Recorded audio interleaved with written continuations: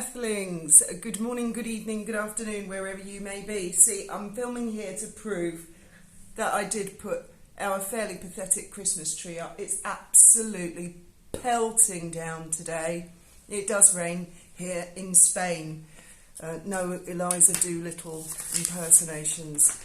Right, I read an article this morning in something called Geo News.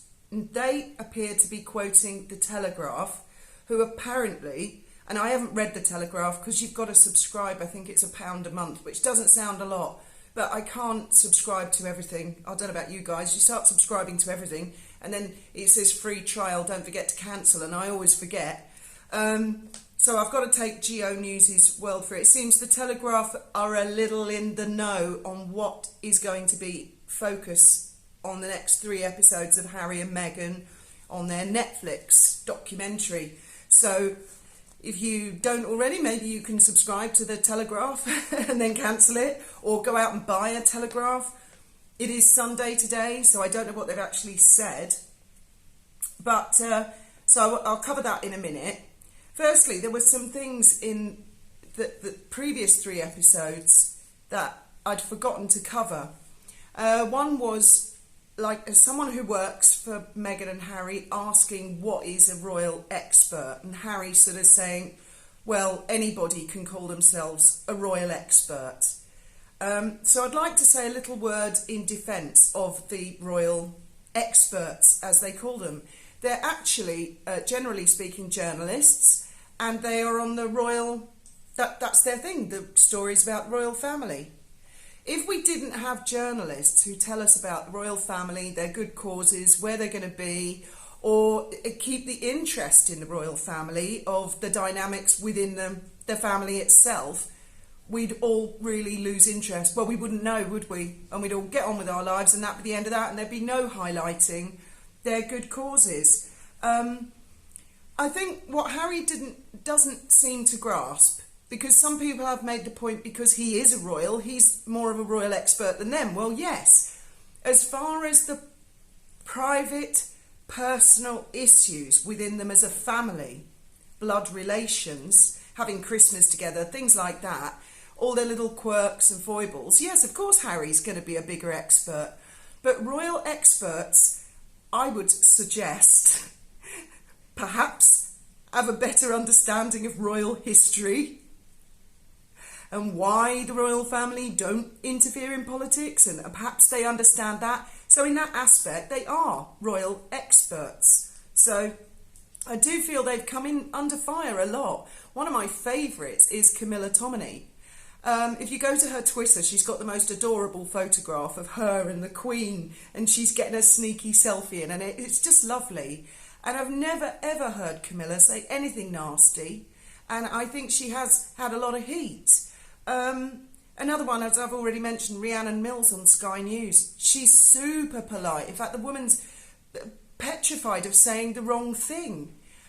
So from my point of view, just having observed journalists generally over the years, I would say that the royal expert, or royal correspondents is actually their proper term, are actually the tamest, most polite, nicest people you could possibly meet. Because I've met journalists who can be quite spiky and tricky to deal with. So I just wanted to sort of say a word in their defence. Also, there is a lady who comments on my videos, fabulous comments, Elaine, and I can't for some reason like or love your comments. I can't reply to your comments. Every time I try, I get an unknown error, and I just wanted to let you know that, because you're the only one that doesn't have a like and a love from me, or ever a reply. That's the reason why I've noticed it, and I can't think why. You've never said anything rude, or I don't believe you could be on the YouTube's naughty list. Maybe it's just a glitch, but I just thought I'd let you know. That's the reason why. Also on the last one, which was kind of interesting, there was a shot of Harry and Meghan and I think Archie, and I think it was at their Montecito mansion, and there were hummingbirds. And they were coming really close to Harry and like hovering. Firstly, I wasn't sure they were real. Do they really have hummingbirds like that in California? I don't know. But I mean, it was just amazing. There were so many of them, and they were so close to him. So maybe it was CGI'd. And also, Meghan gave a sort of disparaging comment like, "Oh, look at Daddy, stupid bird watcher." Well, I can tell you, if I saw a hummingbird like that, I'd be like, whoa, my mind would be blown. I've seen kingfishers and stuff in the UK. Well, one time a kingfisher came to our boat, and my mind was blown, and I'm not a bird spotter. I mean, so were they real hummingbirds or not? What do you think? Anyone out there who saw it? And also, anyone who is still subscribed to Netflix, I was talking to a friend this morning, and they've only just watched the series The Stranger. Now, if you are on Netflix, I highly recommend The Stranger. There's 10 episodes, they're an hour each, and quite uncharacteristically for Netflix, which all Netflix shows seem to go so slowly and they drag it out, The Stranger is a fast pace, and I was gripped. I watched it, I think, during the lockdown. I was absolutely gripped. It's got Dervla Kirwan in it, and a whole array, a big cast. It's a UK production, and it's based in the UK, and I like the shows that are based in the UK because I haven't been back there in a while. Right, The Telegraph. The Telegraph apparently has said that the last 3 episodes are going to cover the following in 3 hours. Based on what I've just seen in 3 hours, as I say, Netflix drag things out like forever. It's almost like a sort of a thing Netflix asks their production companies to do.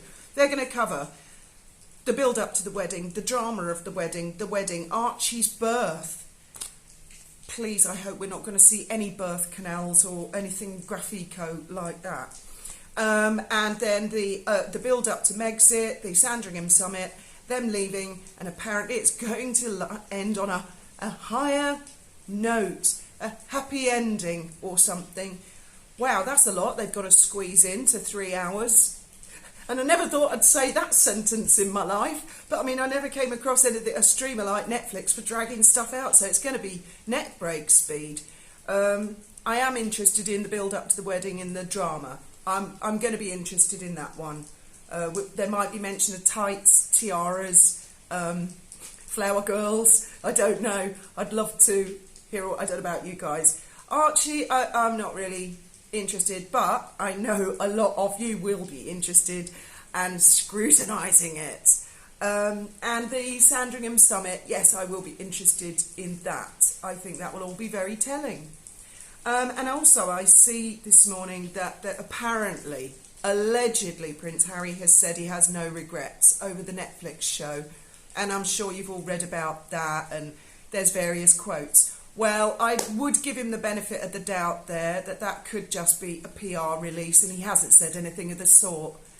So unless I actually see Harry's lips flapping and noises coming out of his mouth, I wouldn't trust any friends that are saying how he is feeling himself at the moment any more than he apparently trusts royal experts.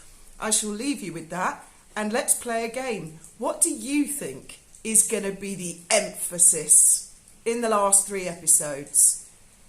Me personally, I think it's going to be all about which tiara she wasn't allowed to wear. I think that's where it's going to go, because tiaras and tights, that is the most important thing. It comes across to me. That's the most important thing to her. Sod the hummingbirds, elephants, tents, Africa, all that boring stuff. I need my tiara. And who can blame the girl? Who doesn't love a tiara? I can't wait to read your comments below. Thank you for listening.